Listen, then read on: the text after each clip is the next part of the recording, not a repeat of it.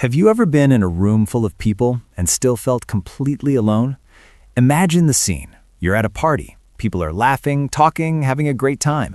But you're standing there, holding your drink, watching it all happen, like you're on the other side of a glass wall. You're physically there, but something inside you feels separate, different, like everyone else got a manual for how to belong and yours never arrived.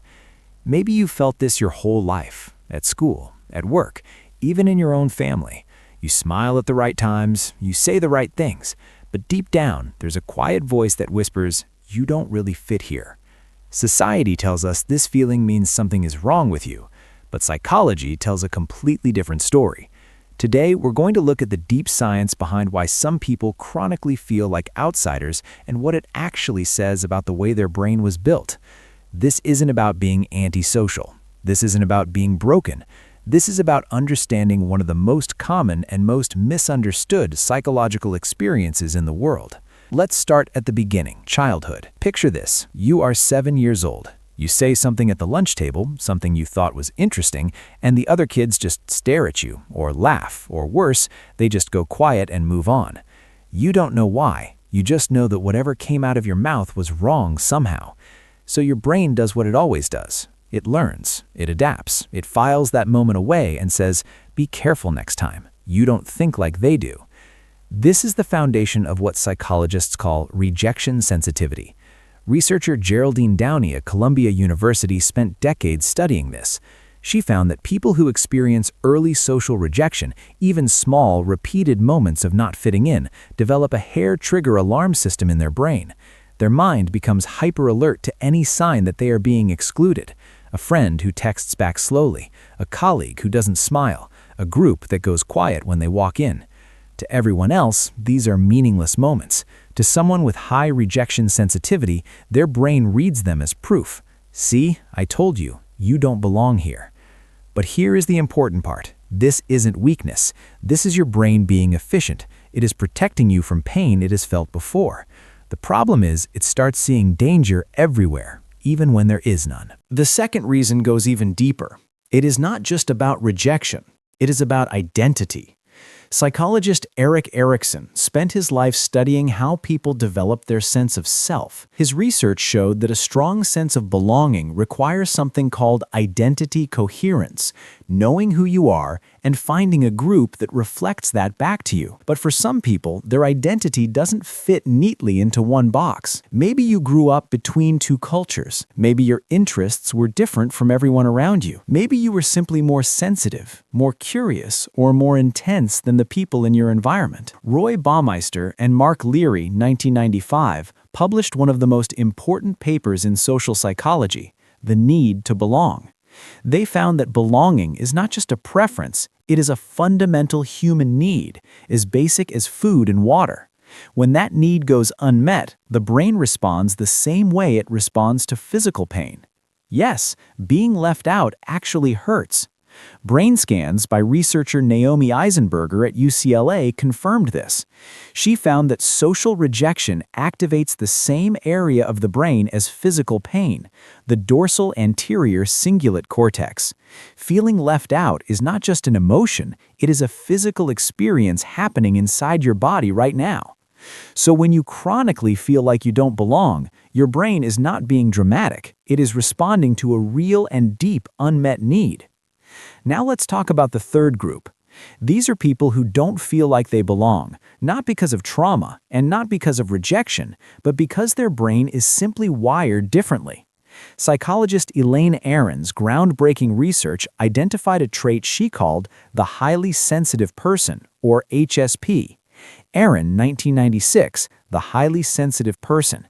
She found that roughly 15 to 20% of the population has a nervous system that processes the world more deeply than average. These people notice things others don't. They feel things more intensely. They think in ways that don't always match the conversation happening around them. Picture this. You're in a group conversation, and everyone laughs at a joke that just feels empty to you. You smile anyway, but inside you feel the gap. That quiet distance between what they find meaningful and what you find meaningful. Because of this, they often feel fundamentally out of step with the world. It's not that they don't want to belong, it's that the version of belonging most people are comfortable with, surface-level small talk, loud social events, going along with the group, feels hollow to them. They crave something deeper, something more real. And because that depth is rare, they spend much of their life feeling like a stranger in a room full of people speaking a language they almost, but never quite understand. If this sounds like you are not broken. You are part of a small but remarkable group of people who feel the world more deeply than most. But there is one more layer we need to talk about, and this one is the most hidden of all. Some people don't feel like they belong, even when they do. Even when they are loved, accepted, and welcomed, there is still a quiet voice inside that says, they don't really know you. If they did, they wouldn't want you here. Psychologists Pauline Clance and Suzanne Imes identified this in 1978. They called it imposter phenomenon. Their research found that many high-achieving people live with a constant secret fear that they are a fraud, that they don't deserve their place, that one day everyone will find out. But here is the deeper connection that most people miss. Imposter feelings and not belonging feelings come from the same root, a disconnection between your inner self and the self you show the world. Jennifer Crocker's research on contingencies of self-worth, 2002, explains why. When your sense of value depends on what other people think of you, you can never truly feel safe anywhere. Because belonging that depends on performance is not real belonging. It is a performance of belonging. And deep down, your brain knows the difference.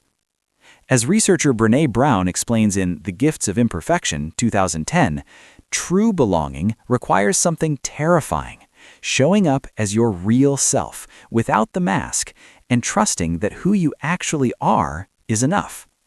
If you have spent your whole life feeling like the outsider, know this. You were never broken. You were never too much. You were never too different. You were simply looking for real belonging in places that could only offer you a surface version of it. The people who feel this most deeply, the sensitive ones, the thinkers, the ones who never quite fit, are often the ones who, when they finally find their people, create the deepest connections of all, because they know what it costs to get there. You don't need to belong everywhere. You just need to belong somewhere real. And the first step to finding that place is belonging to yourself. So I want to hear from you. Have you felt this your whole life? That invisible wall between you and everyone else? Tell me in the comments. You are not alone in this feeling.